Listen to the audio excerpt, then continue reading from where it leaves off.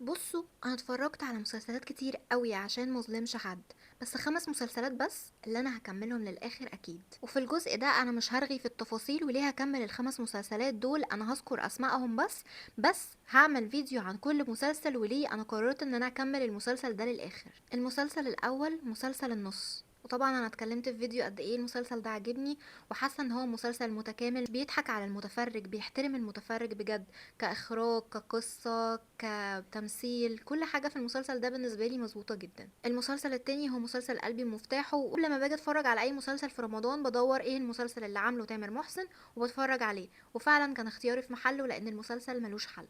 تالت مسلسل هو مسلسل اخواتي، وبجد المسلسل ده فيه حالة غريبة جدا ومظلوم جدا الموسم الرمضاني ده.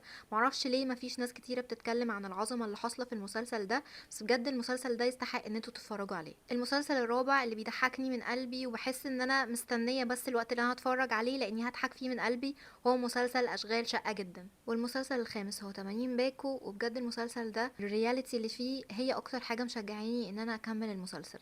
هتكلم عن كل مسلسل بالتفصيل، عن تفاصيل اكتر فيه في الاجزاء اللي جايه. انتوا اكتبولي هتكملوا مسلسلات ايه، واكتر المسلسلات اللي انتوا بتحبوها بتتفرجوا عليها، واكتر مسلسل عجبكم بجد.